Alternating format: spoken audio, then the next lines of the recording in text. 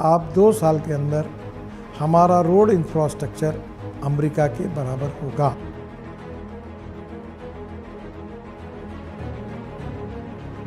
Dubai के राजा, Dubai के Prince Hindustan में आए थे। मैं हैदराबाद हाउस में, तो दुबई के प्रिंस ने मोदी जी को कहा कि 6 महीने के लिए नितिन गडकरी को दुबई के लिए एक्सपोर्ट कर दो। નમસ્કાર મિત્રો, કેમ છો?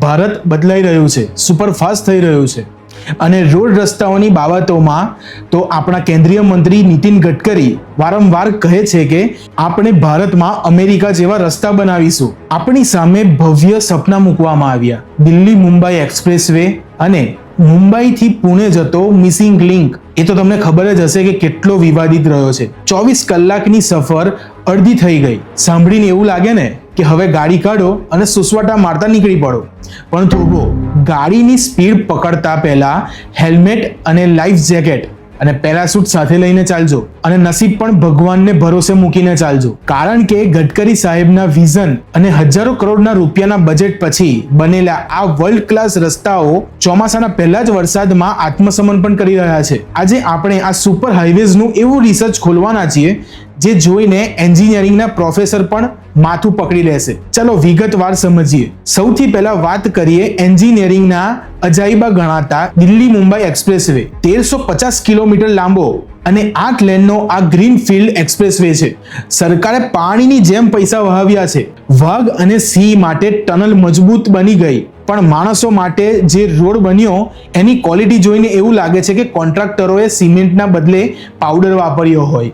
હજી તો આ એક્સપ્રેસવે સંપૂર્ણ શરૂ પણ નથી થયો, ત્યાં જ આના ભ્રષ્ટાચારના ગાબડા સોશિયલ મીડિયા પર ટ્રેન્ડ કરી રહ્યા છે.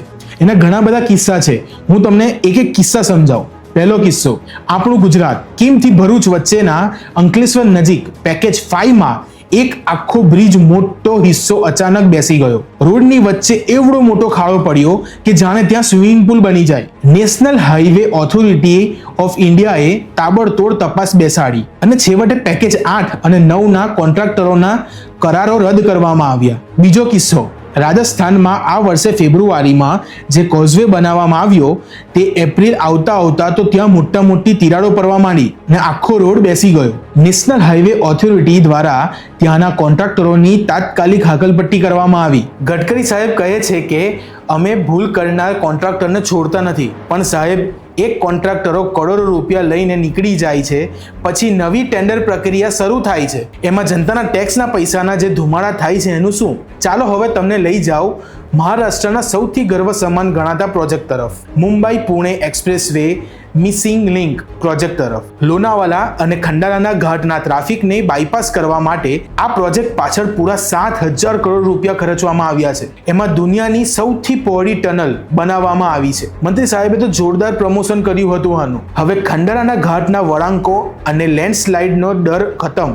ચોમાસું બેસતા જ પહાડોએ સરકારના 7,000 કરોડ રૂપિયાનું પ્લાનિંગ પર પાણી ફેરવી દીધું. આ મિસિંગ લિંક સેક્શનમાં એવું ભયાનક ભૂસ્ખલન થયું કે આખો હાઈવે કાટમાળ નીચે દબાઈ ગયો અને રોડ પૂરા 20 કલાક સુધી બંધ રહ્યો. અરે ગડકરી સાહેબ, જે પહાડોને કાપીને તમે રસ્તો બનાવ્યો એ પહાડોને કદાચ તમારી ઇન્ટરનેશનલ ટેકનોલોજી પસંદ ના આવી. 7,000 કરોડના પ્રોજેક્ટમાં જીઓ ટેકનિકલ સર્વે એવા અદ્ભુત કરાયા કે પહેલા વરસાદ આવતા જ આખો પહાડ રોડ પર ધસી પડ્યો. સોશિયલ મીડિયા પર લોકો તેને પૂછી રહ્યા છે, સાહેબ આ લિંક રોડ બનાવ્યો છે કે પહાડો માટે સ્લાઇડિંગ ઝોન? ટ્રાફિક જામ એવો થયો કે લોકો બોલી ઉઠ્યા, આના કરતાં તો જૂનો હાઈવે બરાબર હતો. ભલે ને ત્યાં વાર લાગતી હતી, પણ ત્યાં કોઈ જીવનું જોખમ તો નહોતું. હવે થોડા ઉત્તર ભારત તરફ નજર કરીએ. 12,000 કરોડના ખર્ચે બનેલા દિલ્હી દહેરાદૂન ઇકોનોમિક કોરિડોર વડાપ્રધાને ઉદ્ઘાટન કર્યું. 2 દિવસના વરસાદમાં સામલી પાસે કરોડોનો રોડ જમીનની અંદર ગરકાવ થઈ ગયો. ત્યાં જ્યારે સવાલ પૂછવામાં આવ્યા ત્યારે ઓથોરિટીએ બહુ સ્પષ્ટ જવાબ આપ્યો, આ તો સ્થાનિક ડ્રેનેજનું પાણી ભરાઈ ગયું હતું સાહેબ, એટલા માટે પાણીને લીધે રોડ બેસી ગયો. તમે વિચારો, 12,000 કરોડના બજેટમાં એન્જિનિયરો આ નકશાની અંદર ડ્રેનેજ લાઇન દોરવાનું જ ભૂલી ગયા હતા. જો સામાન્ય વરસાદમાં હાઈવે પાતાળમાં જતો રહેતો હોય તો ગડકરી સાહેબ આ અમેરિકા જેવો રસ્તો કાથી બનશે? હવે ગંભીર વાત, આખરે વાંક કોનો? પહેલું છે કે ડેડલાઇનનું પ્રેશર નેતાઓની ચૂંટણી કે રિબિન કાપવાની ઉતાવળ હોય છે, એટલે કે કોન્ટ્રાક્ટર્સ ક્વોલિટી સાઈડમાં મૂકી દે છે અને કામ પૂરું કરે છે.